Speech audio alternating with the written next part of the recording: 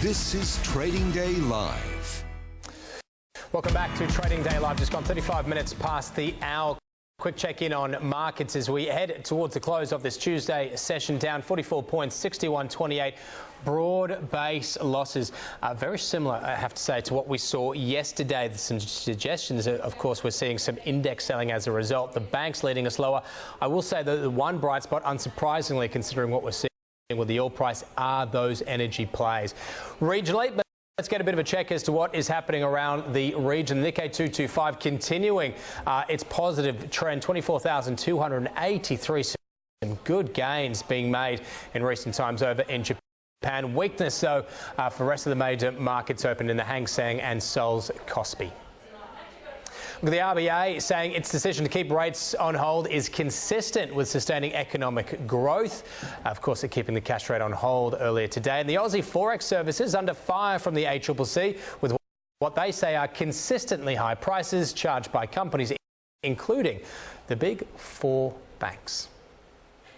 Well, more details seemingly filtering through on the last-minute trade deal locked down in the North Americas yesterday. But where does this leave the now increasingly strained relationship between the US and China? Well, to answer that, plus plenty more, Geoff Wood from Morphic Asset Management, I'm pleased to say, joins us now live from our Sydney CBD studio.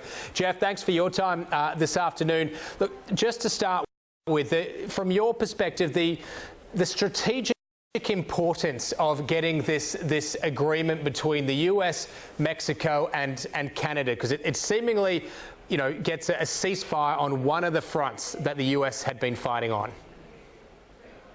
Yeah, that's right. I mean, I'd say really what Donald Trump wants to look like before he goes into the midterm elections as if he's got a win here. So I say it a little bit tongue-in-cheek, but almost the most important thing here is it's got a new name, and it makes it look like something's actually changed. Now, ultimately, I think when you look under the hood, the details here aren't going to result in a sort of large structural change in the way trade occurs between US and Canada. So I think optically it looks good. It's got a good marketing spin on it. It's got a nice new name. But there aren't really sort of big guts and details in there that markets need to shift and reprice to. Well, Donald Trump, understandably, as you say, you know, seeing this as a win. We've got a little bit of what the US president had to say. Might play that a bit for you now. Let's take a listen to Donald Trump on the outcome of these negotiations. This is a truly extraordinary agreement for the United States, Canada, and Mexico. Peña Nieto, a man that has done a very good job for Mexico in terms of trade, and Prime Minister Trudeau. So that was the US president speaking not long after the signing of this agreement. It's interesting you say that, because in terms of not a lot has changed outside the name, because that certainly seems to be a lot of the initial reaction. What then do some of the other countries that and blocs that are in the crosshairs of the US when it comes to trade, what do they take away from it? You know, do they take heart that if you give him a bit of a win, you don't necessarily actually have to give much away?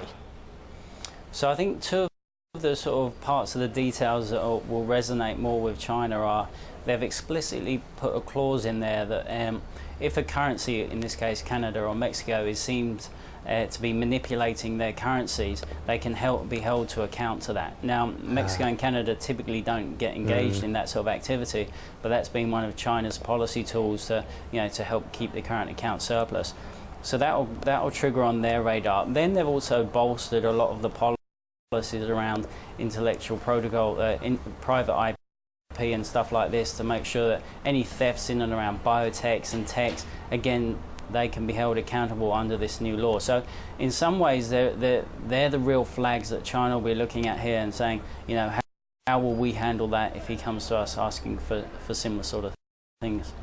And I mean, what do you suspect the response is? Because I mean, if you take a look at you know, the past in terms of China, they've been very successful in, you know, I suppose debatably nefarious ways of obtaining IP and advantage through investment and blocking levels of investment in their own country. How do they respond to that?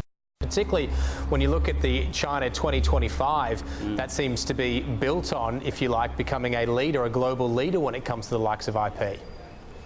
I mean, the first thing that the Chinese will have to do in the US's eyes is at least admit there is a problem with IP theft. I mean, they're still in the stage of denying that it goes on, and if they do acknowledge it, they're saying it's not something that they've been encouraged. So they'll need to toughen their rules around things like that. So the big one will be if a US company does engages in activity with a Chinese company, to make sure that part of that deal isn't just handing over, you know, these IP developments that the US have worked hard on building over the years. So to answer your question, the first thing is they need to admit that there's a problem in this area in the first place. On the currency side, they are, to be fair to them, loosening up the currency. It's allowed to move a lot more on a daily basis than it used to. It's starting to track the euro a lot more, so they're going in the right direction on that one. What do you think is the likelihood of the US, and you've had a number of countries sort of speak openly of this, that they agree with the criticism that the US has levelled at China, particularly in terms of what you've just made mention around IP and so forth, but the idea that the US perhaps dialing down some of the rhetoric to get other nations on board and take this through the proper channels, be that through the WTO, or at least in the formal sort of diplomatic channels, as opposed to the way it's actually playing out now, which almost backs another strong man in President Xi into a corner as well. And I can't see him backing down either. Yeah, it's very complicated, like you say. I mean, the summary I'd say at the moment is, especially from the Europeans, is we agree with what you're doing, but we don't like the way you're going about it. So they would much rather this channel through the WTO. I think from Trump's perspective, he just sees the WTO as a bureaucratic mechanism that the Chinese have largely been abusing since they joined it in the early 2000s. So he'll probably be most likely to continue going down this route of playing hardball, and it will most likely get resolved outside the WTO.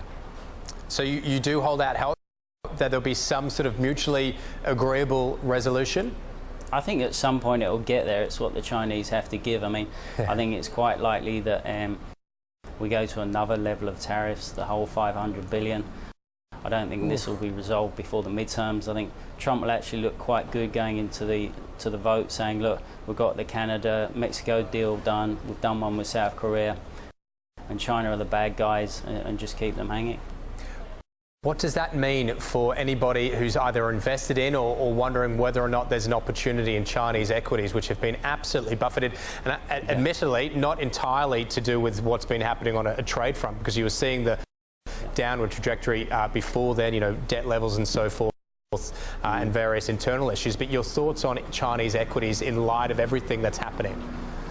I think to be structurally bullish on China, what you need to see is a more robust policy response than we're getting at the moment. I think the Chinese are still trying to hang on to their theory that they started the year of deleveraging the system and cleaning up the banks. So I'd say you need to look at markets like copper. It's probably one of your best indicators out there to say, is there real demand coming from China to support infrastructure as part of a sort of mini stimulus, as it were, to offset some of these concerns around the export sector. So, because it's very hard, the policy statements that are coming out of China, there are no numbers on. They're not saying we're gonna spend X, Y, Z, or we're gonna do this so much. So it's a little bit of chicken and egg at the moment. So you want to see, are the raw materials starting to price some sort of stimulus in China? Globally, Geoff, what else are you guys watching? Well, the big one over last week was Italy, where we've had the populist party's first budget. The markets have been sort of keenly focused on this. If you remember, they came into the elections and they won it, saying there'd be sweeping reforms, helping sort of pull back the age of retirement, a national wage, as it were. And their finance ministers are trying to play it down and say, we'll do a market-friendly outcome. And so he was saying that the finance minister Trier, that the budget would be around about 1.5% of GDP, which the markets were sort of hoping for. Came out the end of last week at 2.4, and not just for the first year, but they're saying it's probably going to be a 2.4% deficit for the next 3 years.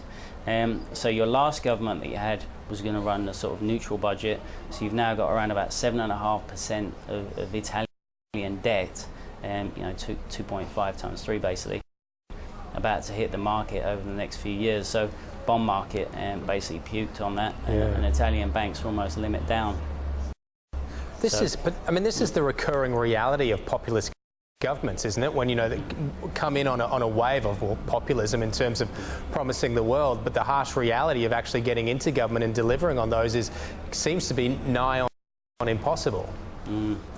Exactly. I mean, well, these guys have explicitly said that they would rather serve the people than the bond market, so there's definitely going to be a tussle here. I think what they've done at least is they've stayed below the 3% magic number that the European Commission say that they don't want any of their governments to breach, so they are under that. So I think the market will probably, the worst is done for now. Would be my guess on that. The market will give them time and space, and if it looks like there's going to be a confrontation with the European Commission, then again this will come back in play. Or if growth doesn't come good in Italy and the budget deficit blows out, again the bond market will be taking the pain, but I'd suspect that the worst is mostly done for now. All right, Geoff Wood from Morphic Asset Management. Great as always to get your thoughts. Thank you. Thanks for your time.